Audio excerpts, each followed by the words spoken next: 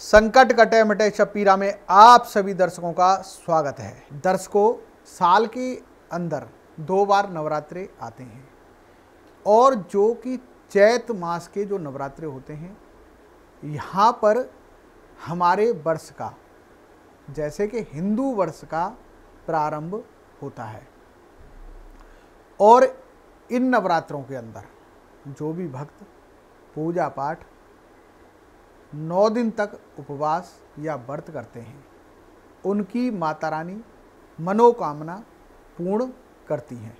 चैत नवरात्रे 2021 13 से 21 अप्रैल तक श्रद्धालु सज्जनों, नवरात्रे एक ऐसा पावन पर्व है जिसमें किए गए किसी भी पूजा पाठ, व्रत, उपवास या मंत्र जाप अनुष्ठान से भगवती दुर्गा प्रसन्न होती हैं।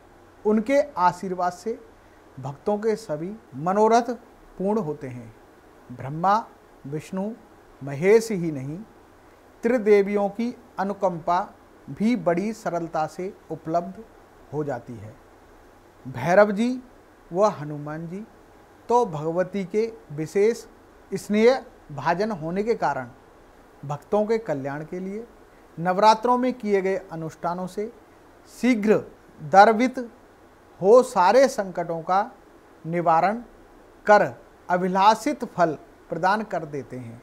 इस नवरात्रि के अवसर पर मैं आपके समक्ष गोलोक के अधीश्वर भगवान श्री कृष्ण की प्राणाधीश्वरी श्री राधा जी और बुद्धि स्वरूपा देवी दुर्गा के मंत्रों ओम श्री राधाये स्वाहा और ओम ऐं ह्रीं क्लीं चामुंडाय विच्चे विधिवत जाप व अनुष्ठान का उल्लेख कर रहा हूँ, जिसका फल शीघ्र प्राप्त होता है।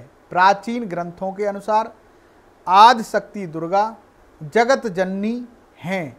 भगवान कृष्ण के श्री विग्रह से ही विष्णु और लक्ष्मी का प्राकट्य हुआ है। ब्रह्म पुराण के अनुसार नवरात्रि के अवसर पर इस ब्रह्मांड में समस्त ग्रहों की ऐसी स्थिति हो जाती है कि ऋतु परिवर्तन जनित अनेक उपदर व रोगों के होने की संभावना बढ़ जाती है। इसलिए इसे हारी बीमारी की अवधि यानी यमदर सटाकाल भी कहा जाता है। इसलिए इस अवधि में लोगों को 9 दिनों तक व्रत आदि करके शरीर को इतना शुद्ध व नए अन्न को ग्रहण करने योग्य बना लेना चाहिए। लोगों का प्राकृतिक दुष्प्रभावों से बचाव किया जा सके।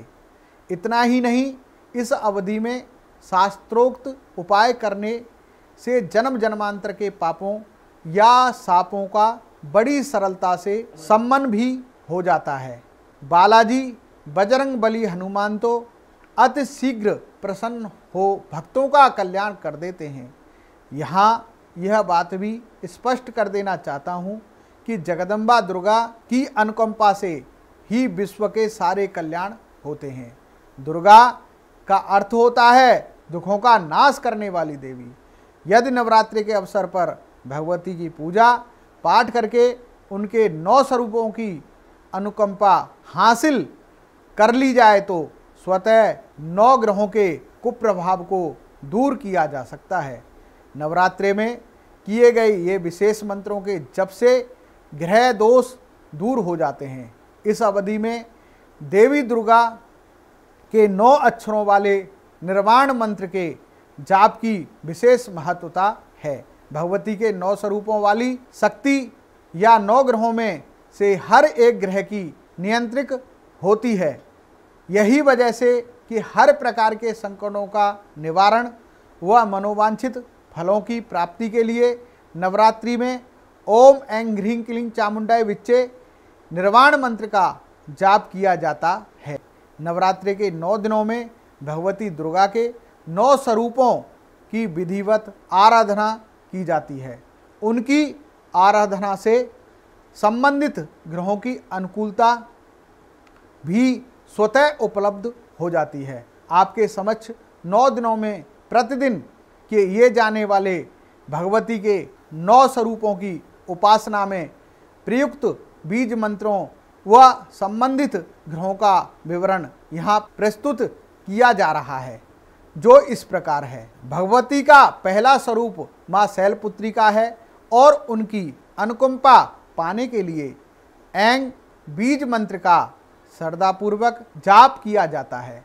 उनकी अनुकंपा से सूर्य ग्रह की अनुकूलता प्राप्त होती है। जाप का पूर्ण फल पाने के लिए प्रतिदिन कम से कम 1 माला का जप अवश्य करना चाहिए। भगवती का दूसरा स्वरूप माँ ब्रह्मचारिणी का है और उनकी अनुकंपा पाने के लिए ऐंग ह्रीं बीज मंत्र का श्रद्धापूर्वक जाप किया जाता है।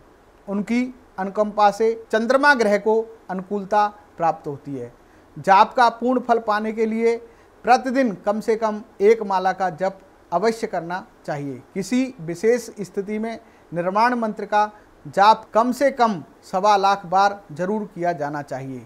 माँ भगवती का तीसरा स्वरूप माँ चंद्र घंटा का है और उनकी अनुकंपा पाने के लिए क्लीं बीज मंत्र का श्रद्धापूर्वक जाप किया जाता है। उनकी अनुकंपा से मंगल ग्रह की अनुकूलता प्राप्त होती है। जाप का पूर्ण फल पाने के लिए प्रतिदिन कम से कम 1 माला का जाप अवश्य करना चाहिए। याद रहे, किसी विशेष स्थिति में निर्वाण मंत्र का जाप कम से कम 1.25 लाख बार जरूर किया जाना चाहिए। भगवती का चौथा स्वरूप माँ कूष्मांडा का है और उनकी अनुकंपा पाने के लिए चा बीज मंत्र का श्रद्धापूर्वक जाप किया जाता है। उनकी अनुकंपा से बुध ग्रह की अनुकूलता प्राप्त होती है। जाप का पूर्ण फल पाने के लिए प्रतिदिन कम से कम 1 माला का जाप अवश्य करना चाहिए। भगवती का 5वां स्वरूप माँ स्कंद माता का है और उनकी अनुकंपा पाने के लिए मुम बीज मंत्र का श्रद्धापूर्वक जाप किया जाता है। उनकी अनुकंपा से गुरु ग्रह की अनुकूलता प्राप्त होती है। जाप का पूर्ण फल पाने के लिए प्रतिदिन कम से कम माला जाप किया जाना आवश्यक है। किसी विशेष स्थिति में निर्वाण मंत्र का जाप कम से कम 1.25 लाख बार जरूर किया जाना चाहिए। भगवती माँ का 6वां स्वरूप माँ कात्यायनी का है। उनकी अनुकंपा पाने के लिए डा बीज मंत्र का श्रद्धापूर्वक जाप किया जाता है। उनकी अनुकंपा से शुक्र ग्रह की अनुकूलता प्राप्त होती है। जाप का पूर्ण फल पाने के लिए प्रतिदिन कम से कम 1 माला जप किया जाना आवश्यक है। किसी भी विशेष स्थिति में निर्वाण मंत्र का जाप कम से कम 1.25 लाख बार जरूर किया जाना चाहिए। भगवती का 7वां स्वरूप माँ कालरात्रि का है और उनकी अनुकंपा पाने के लिए ये बीज मंत्र का श्रद्धापूर्वक जाप किया जाता है। उनकी अनुकंपा से शनि ग्रह की अनुकूलता प्राप्त होती है। जाप का पूर्ण फल पाने के लिए प्रतिदिन कम से कम 1 माला जाप किया जाना आवश्यक है। भगवती का 8वां स्वरूप महागौरी का है और उनकी अनुकंपा पाने के लिए वे बीज मंत्र का श्रद्धापूर्वक जाप किया जाता है। उनकी अनुकंपा से राहु ग्रह की अनुकूलता प्राप्त होती है। जाप का पूर्ण फल पाने के लिए प्रतिदिन कम से कम 1 माला जाप अवश्य करना चाहिए। किसी विशेष स्थिति में निर्वाण मंत्र का जाप कम से कम 1.25 लाख बार जरूर किया जाना चाहिए। भगवती का 9वां स्वरूप सिद्धदात्री का है और उनकी अनुकंपा पाने के लिए चय बीज मंत्र का श्रद्धापूर्वक जाप किया जाता है। उन अनुकंपा से केतु ग्रह की अनुकूलता प्राप्त होती है। जाप का पूर्ण फल पाने के लिए प्रतिदिन कम से कम 1 माला जाप अवश्य करना चाहिए। याद रहे, किसी विशेष स्थिति में निर्वाण मंत्र का जाप कम से कम 1.25 लाख बार जरूर किया जाना चाहिए। नवरात्रों में भगवती की अनुकंपा पाने के लिए उनके मंत्रों का जाप करने के लिए शास्त्रों में इस बात का स्पष्ट निर्देश दिया गया है कि मूंगा, कमलगट्टा, हकीक या मोती की माला से जाप किया जाए तो विशेष लाभ मिलता है। वैसे रुद्राक्ष और स्फटिक की मिश्रित माला से दुर्गा के निर्माण मंत्र का जाप करना सबसे श्रेष्ठ माना गया है।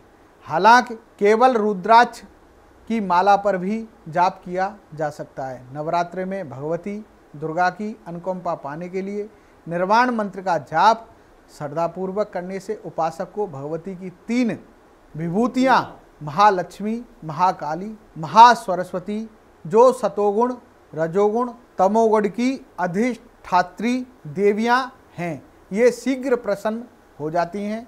साधक को देवी की अनुकंपा से मोक्ष की प्राप्ति हो जाती है। जो भगवती के उपासक होते हैं वो 9 चक्रों की उपासना करते हैं। मूलाधार चक्र से प्रारंभ कर सहस्त्र सार चक्र तक का उल्लेख तो उनके योग ग्रंथों में मिलता है, लेकिन ललना चक्र और गुरु चक्र का उल्लेख बहुत कम पाया जाता है।